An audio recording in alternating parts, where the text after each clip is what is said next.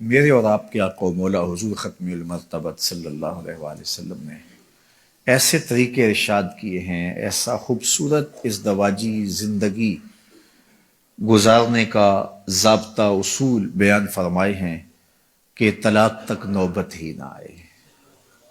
شوہر کو بھی تلقین کی کہ تو ایسے زندگی گزار، اور بیوی کو بھی تلقین کی کہ تو ایسے زندگی گزار۔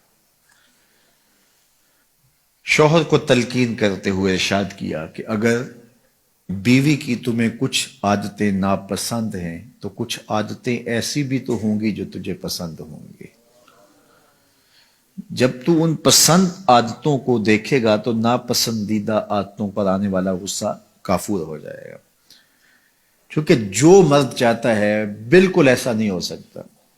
دو لوگوں کے درمیان موافقت پائی جائے، آپ کہتے ہیں کہ پوری دنیا کے اوپر یہ دو لوگ ایسے ہیں بالکل ایک ذہن کے ہیں، ایک سوچ کے ہیں، ان دونوں کے خاندانوں کے اندر جو پرورش ہوئی ہے وہاں بھی ماحول ایک جیسا تھا، جس خطے میں پیدا ہوئے ان کی جغرافیائی پوزیشن بھی ایک جیسی تھی، ہر لحاظ سے ان کی آپس میں مکمل موافقت ذہنی ہے، موافقت قلبی ہے، اور ہر طرح کی موافقت اعتقادی ان کے اندر پائی جاتی ہے، تو یہ بالکل ایک دوسرے کے موافق ہیں۔ تو ماہرین یہ کہتے ہیں کہ دو لوگوں کے درمیان مکمل موافقت ہو، پھر بھی وہ موافقت 80% ہوگی،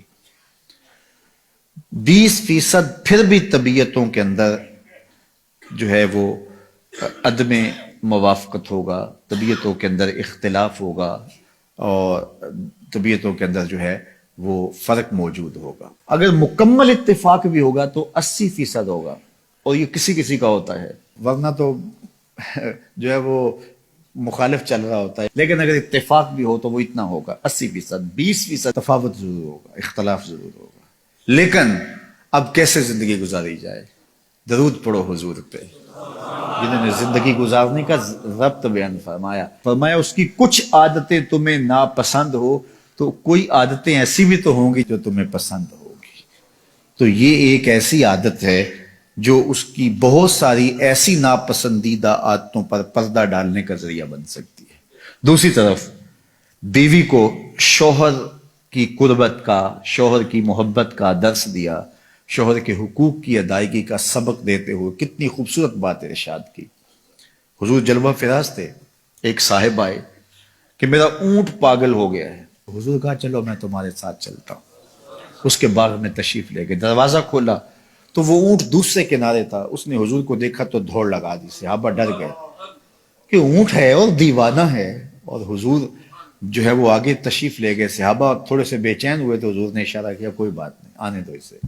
وہ آیا اور اس نے اپنی پیشانی حضور کے قدموں میں رکھ دی، سجدہ ریز ہو گیا۔ صحابہ نے یہ منظر دیکھا تو نہال ہو گئے، پھر جذبات بے قابو ہو گئے، تو انہوں نے ایک لفظ کہا، نحنو احق ان نسجد للنبی صلی اللہ علیہ وسلم، حضور یہ جانور ہو کے سجدے کر رہے، ہمارا زیادہ حق ہے کہ ہم آپ کو سجدہ کریں۔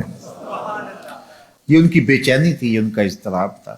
تو حضور نے فرمایا نہیں، سن لو، میری شریعت میں سجدہ جائز نہیں رکھا گیا، اور اگر سجدہ جائز رکھا جاتا تو میں بیوی کو حکم دیتا کہ وہ شوہر کو سجدہ کرے۔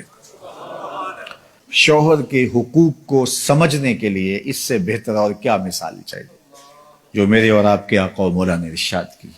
تو اس قدر شوہر کے حقوق ہیں، اور اس کا بیان اس انداز سے میرے اور آپ کے آقا و مولا نے کیا، تو پھر بتاؤ اگر ان حقوق کا خاتون لحاظ رکھے تو کس طرح گھر ٹوٹ سکتے ہیں، کس طرح طلاق واقع ہو سکتی ہے۔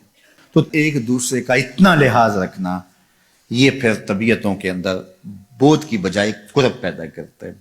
آپ کسی کی طرف سے آنے والی تکلیف کو گوارا کر لیتے ہیں، اس نے آپ سے کوئی زیادتی کی ہے تو اس کو گوارا کر لیتے ہیں، تو وہ اگر سمجھدار ہوگا تو اس کے دل میں عزت بڑھے گی، آپ کا احترام بڑھے گا، پھر کسی وقت اس کا مداوع کرنے کی کوشش کرے گا۔ باقی میاں اور بیوی کے مابین کوئی تھوڑی سی شکر رنجی ہو جائے، کوئی ناراضگی ہو جائے، تو یہ بھی ازدواجی زندگی کا حسن ہے، یہ پیار کے اظہار کا ایک طریقہ اور سلیقہ بھی ہوتا ہے، لیکن وہ رہے وہاں تک اور وہ معاملات دیگر کو متاثر نہ کرے، تو وہ خوبصورتی بن جاتی ہے۔ وہ وقتی ناراضگی ہوتی ہے، پھر مٹ جاتی ہے، اور اس کے بعد جو ہے وہ پھر زیادہ بہتری آ جاتی ہے۔